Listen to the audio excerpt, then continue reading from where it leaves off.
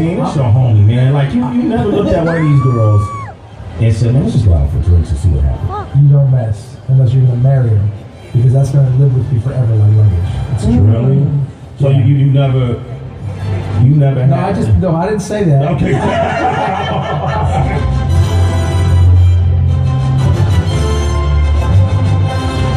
I said I don't need the X-ray vision to see through that. Ladies and gentlemen, please welcome to the Popeye stage from Lois and Clark, the new adventures of Superman. Look up in the sky. It's a bird. It's a plane. It's...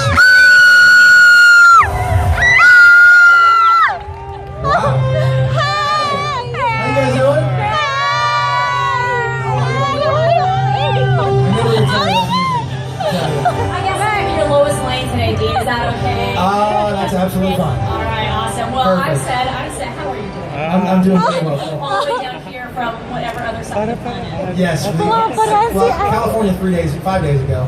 5 days ago. And then the UK, and then now here. So Very busy. very happy to be here, though, and very busy. Being here. So is Superman the role you're most known for? Because if you ask me, it is to me. Yeah, I would say for sure. That was a while ago, but when you play an iconic role like that, it sticks with you for a long time. And the truth is, I haven't had trouble working.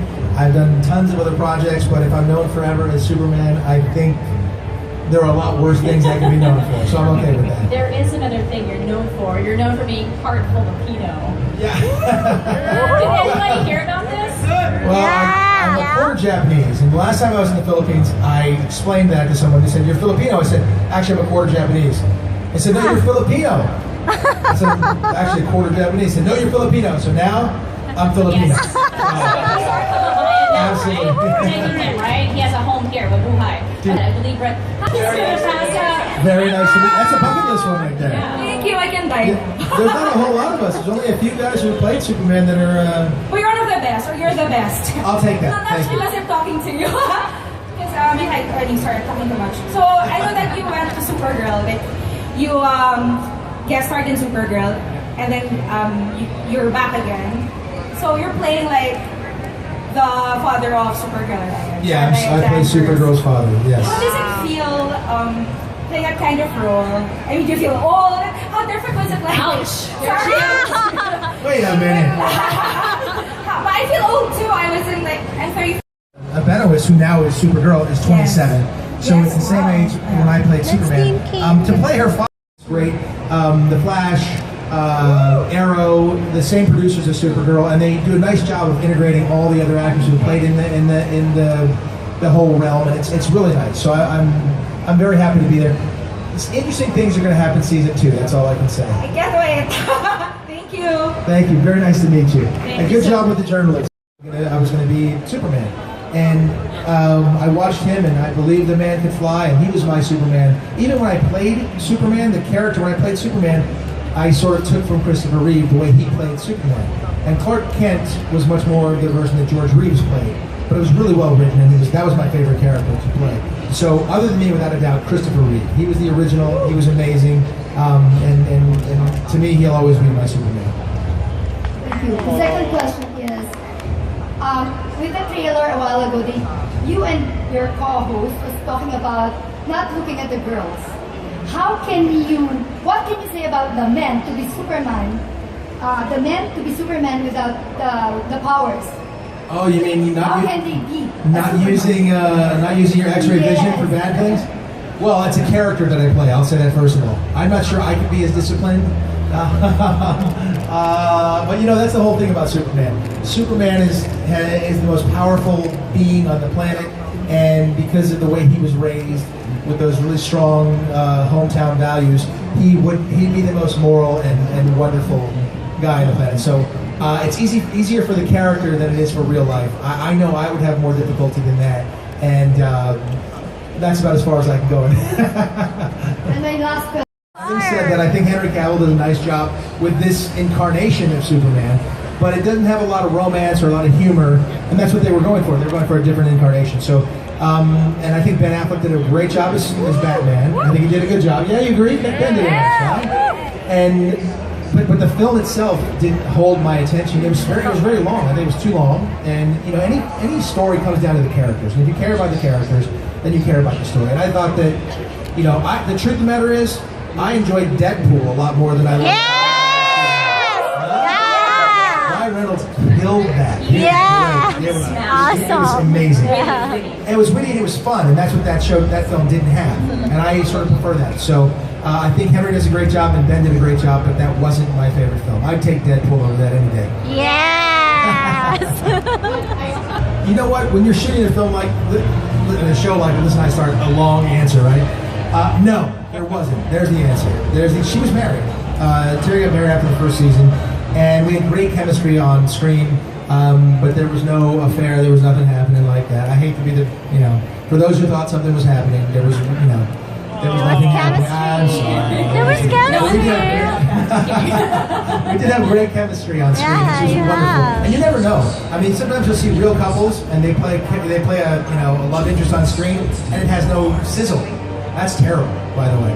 Can you imagine that? You're the person you thought you had all the sizzle with, like you a get on dead screen. marriage. Yeah, that's Hollow you're shell. thin. First receipt after I got the job, you mean? Yeah. Okay, so you know, if you tell a child when they reach in the fire that the fire's hot and it's going to burn them, that doesn't make any sense to them until they reach in the fire and they feel that.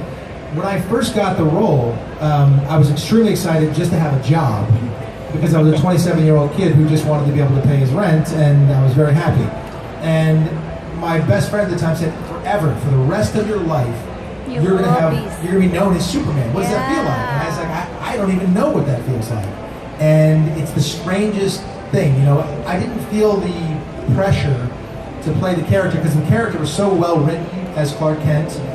Deborah Joy Levine created the show. She did a great job creating the character. So I didn't feel the pressure of, oh my gosh, I have to be Superman, until I put on the tights and by the way, that's all I had were tights. They were just tights. Henry Cavill is in great shape. He's a big guy, but there's a little something else going on there. That's all I'm saying.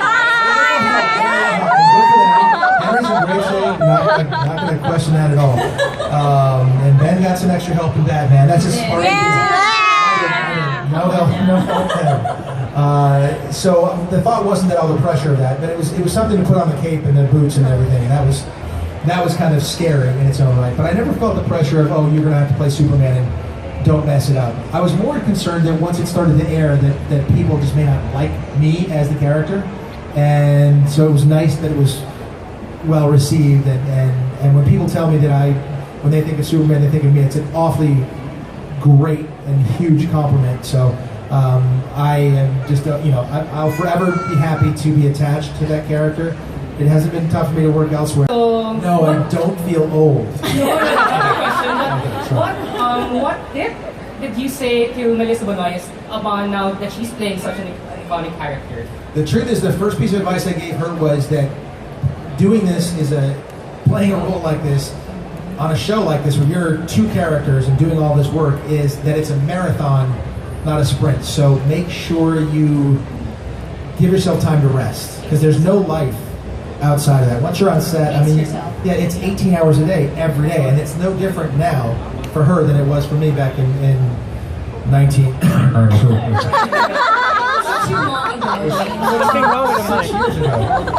So that's the truth, and it's a really difficult schedule to keep up, and it's so much pressure, and it's very physical, and it's really tough. So that was my biggest piece of advice to her, that it's a marathon, not a sprint. As far as how she plays the character, she's phenomenal. I think she is such a talented actress, and I don't think she's a natural athlete. I'm a natural athlete, so it was really fun for me to be able to play that athletic stuff, and the fighting and stuff was great fun for me. I think it's more work for her, but the acting stuff, I think she's a far better actor than I was, certainly at 27, and she's doing a heck of a job. All right, thank you. Thank you. Thank you. Next.